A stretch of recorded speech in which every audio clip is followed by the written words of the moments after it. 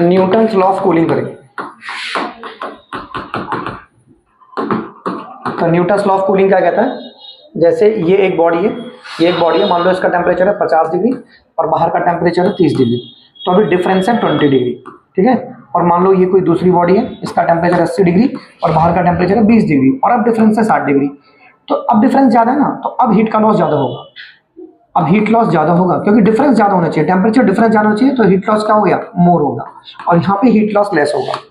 तो यहाँ पे जो हीट का लॉस है वो आपका लेस होगा और यहाँ पे हीट का लॉस ज़्यादा होगा क्योंकि यहाँ पे टेम्परेचर का डिफरेंस ज़्यादा है। तो ये लॉ यही कहता है कि जितना टेम्परेचर का डिफरेंस होगा उतना हीट का लॉस होगा, ठीक है। तो इसको ऐसे लिखेंगे कि rate of heat loss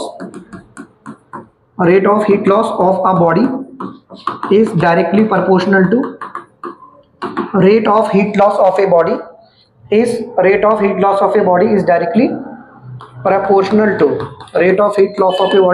is directly proportional to the difference of temperature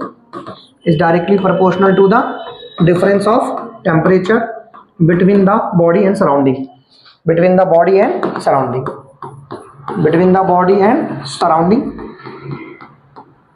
है ना। बॉडी प्रोवाइडेड क्या शर्त ये है, प्रोवाइडेड मतलब शर्त ये है कि द टेम्परेचर डिफरेंस वो स्मॉल होना चाहिए, the difference of temperature is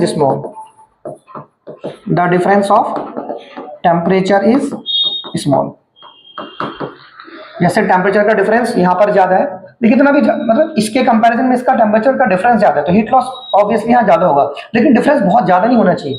जैसे आप बहुत ज़्यादा पानी को उबाल के, जैसे आपको आइसक्रीम बनानी है, आप बहुत ज़्यादा दूध को उबाल के आप फ्रीजर में रख दो और ये सोचो डिफरेंस ज़्यादा कर दिया तो जल्दी जम जाएगी, ऐसा नहीं होगा, हल्का सा गर्म करके रखना है, हल्का सा डिफरेंस होना चाहिए, तो रेट ऑफ कूलिंग फास्ट होगी।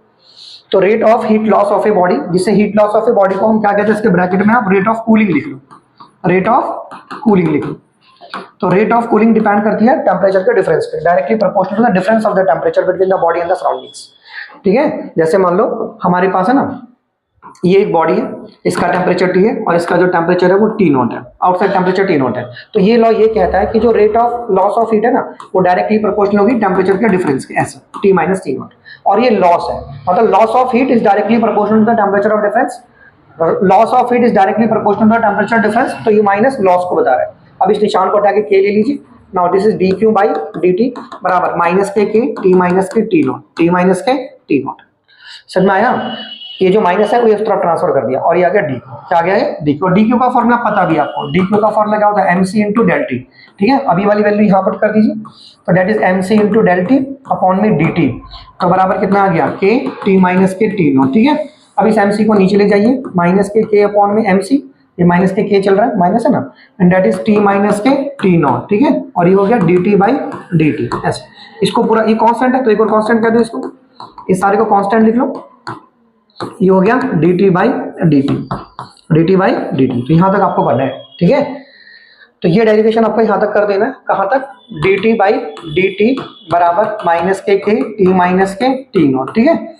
आगे भी बढ़ा सकते हैं वैसे, इसको नीचे ले जाओ, ठीक है, dt by T minus K T0 बराबर माइनस के, इसको इधर ले जाओ dt, दोनों तरफ इंटीग्रेशन कर दो, तो इस तरफ इसका इंटीग्रेशन क्या हो गया, that is log T minus K T0, ठीक है, माइनस के इसका इंटीग्रेशन T प्लस C, भाई यहाँ पे 1 है तो 1 का integration T and plus C integration हो गया।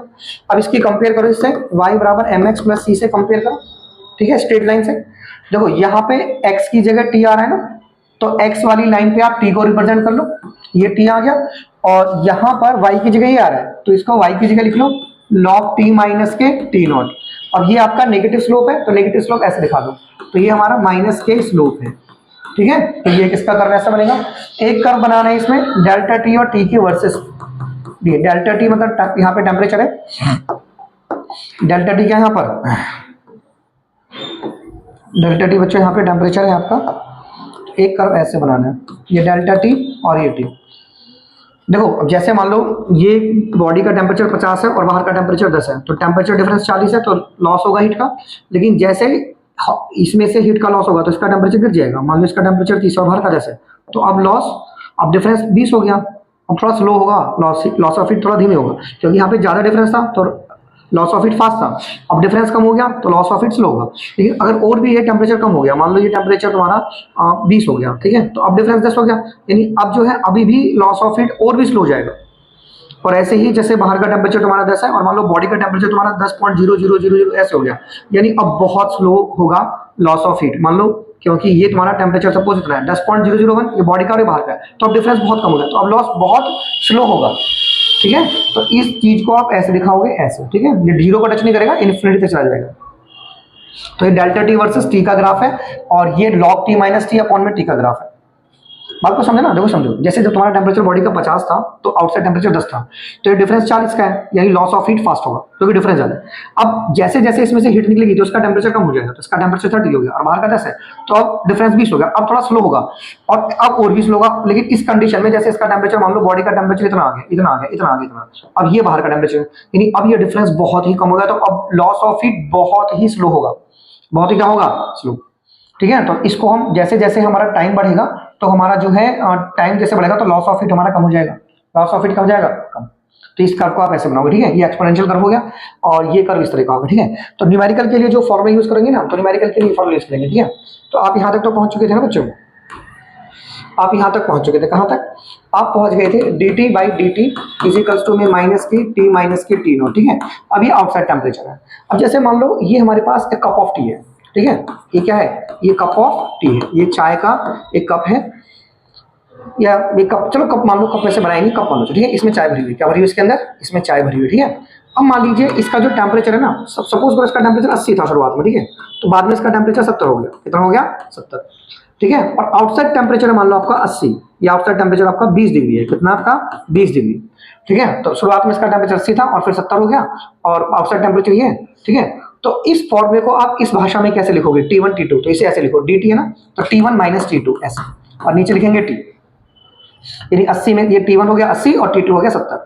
मतलब चाय का टेम्परेचर पहले 80 था, बाद में 70 होगा, बाहर का टेम्परेचर इतना है, तो बाहर का टेम्परेचर T0 है। ठीक है, तो ये ऐसे लगेगा माइनस के, यहाँ पे एवरेज टेम्परेचर हो गया T1 बाई T2 प्लस के T, एंड ये आउटसाइड टेम्परेचर।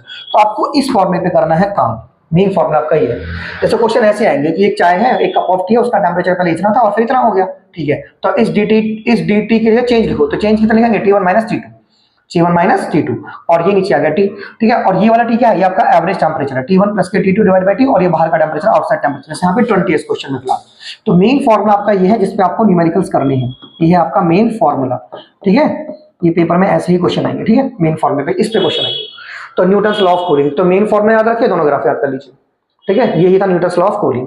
तो Newton's law of cooling simple भाषा में क्या होता है, the rate of loss of heat of a body, body में से जो हीट बाहर निकलेगी, ठीक है, वो डिपेंड करेगा टेम्परेचर का डिफरेंस कितना है, और वो टेम्परेचर डिफरेंस भी ज्यादा नहीं होना चाहिए, स्मॉल ही होना चाहिए। जैसे गांव में क्या करते हैं, दही को जब जमाना होता है ना, तो दही के ऊपर बोरियां रख देते हैं, तो बोरियां रखने से वो गर्माहट पैदा कर देते हैं। दूध को जमाना होता है दही में, तो दूध के ऊपर बोरियां रख के वो गर्माहट पैदा कर देते हैं, तो जिससे दही फास्ट जम जाती है। ठीक है, तो आप हमें अब ध्यान रखिए, आपने फिजिक्स पढ़ रखी है, तो हल्का सा दूध को उबालिए, हल्का सा गर्म कीजिए और फिर फ्रीजर में रख दीजिए, तो बहुत जल्दी उसकी बर्फ जम जाएगी। ज्यादा उबाल के करेंगे, ज्यादा उबाल दिया और फिर हमने रखा दूध को फ्रीजर में, तो नहीं जम पाएगी, क्योंकि आपने टेम्परेचर डिफरेंस ज्यादा कर दिया, तो रेट ऑफ कूलिंग स्लो हो जाएगी। टेम्परेचर डिफरेंस स्मॉल होगा तो रेट ऑफ कूलिंग फास्ट होगी, रेट ऑफ कूलिंग क्या होगी, फास्ट। ठीक है, कर दो। So this was the Newton's law of cooling.